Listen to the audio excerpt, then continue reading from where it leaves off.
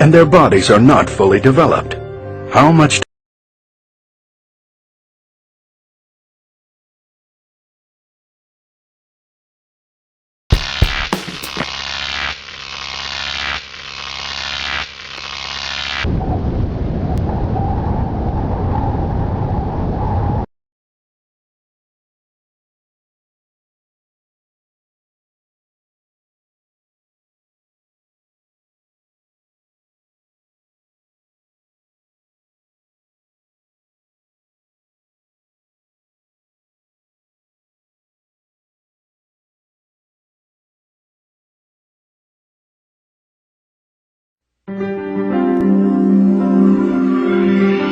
In 1903, Madame Curie won the Nobel Prize for her pioneering work on radioactivity, which she mistakenly considered harmless to humans.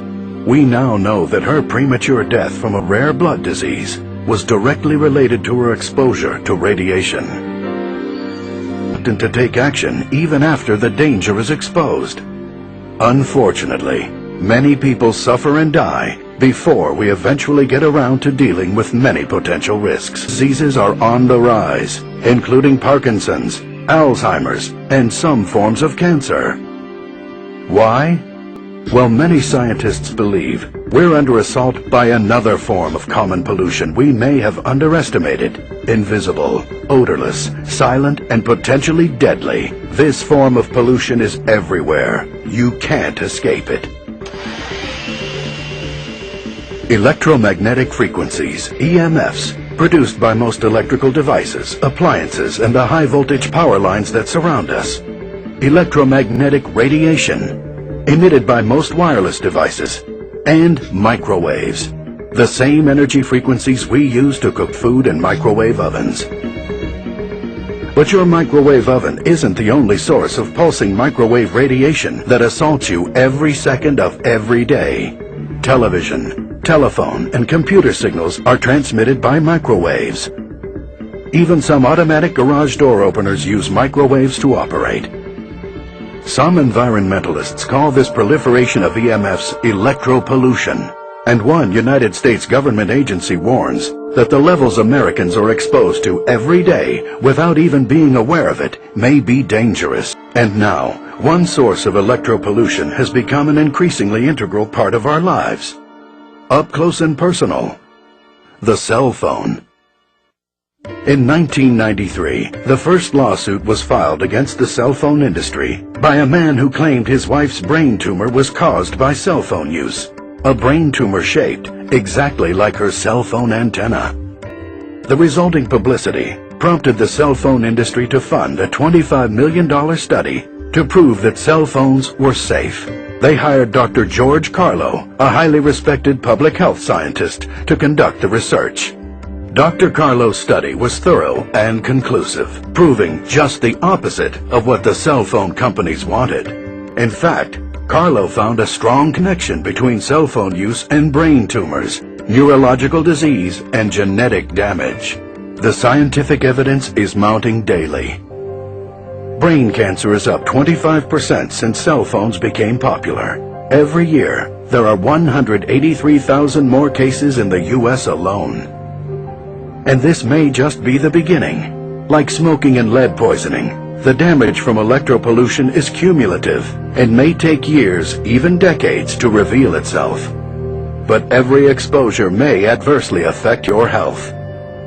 Several renowned neurosurgeons believe radiation from cell phones and other mobile devices are directly related to the 21% increase in brain tumors in children.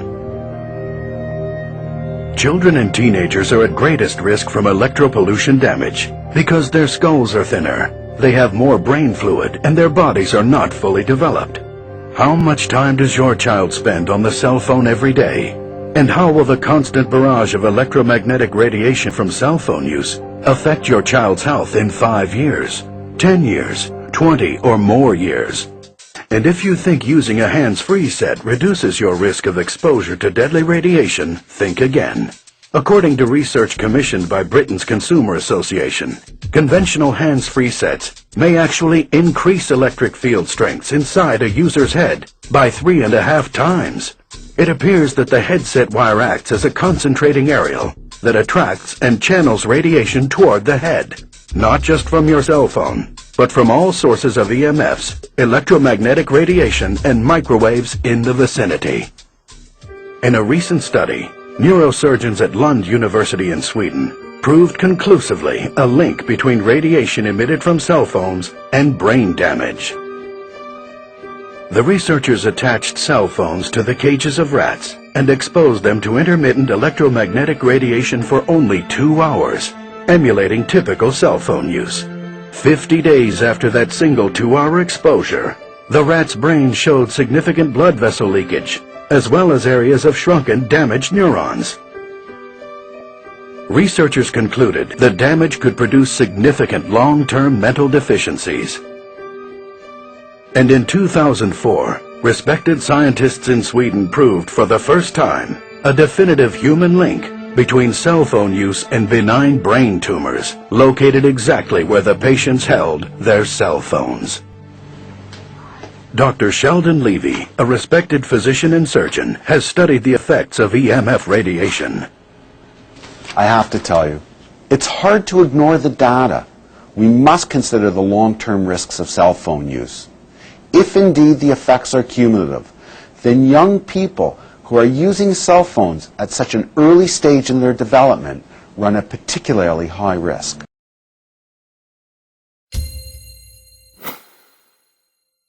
Now, when the iPhone was first launched in June 2010, people really loved the whole new host of innovative features that it had, but it became pretty immediately notorious for dropping a whole bunch of calls. The reason for this was because people were simply holding the phone around the exposed antenna, which essentially amounted to a design flaw.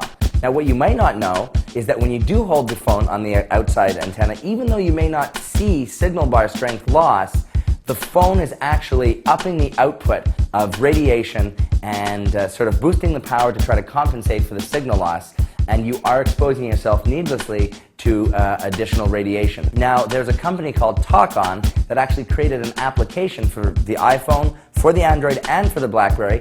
This application is not available because Apple basically, as you can probably imagine, did not want this sort of information to be publicly made aware. But when you see the video from their website, and you see people actually holding the iPhone in what's called the death grip, you can see before your eyes the amount of radiation output being emitted by the phone to try to compensate for the signal loss. And this is, if you don't know about this, probably the way you're using your phone regularly. So we would advise getting a case so that you aren't completely covering the external antenna. And when you go into places like an elevator or other enclosed spaces, basically try to get off your phone. Even though you don't see signal loss, the phone is upping the radiation to compensate, which obviously isn't very good for you. And that's it. The iPhone death grip. Watch out for it.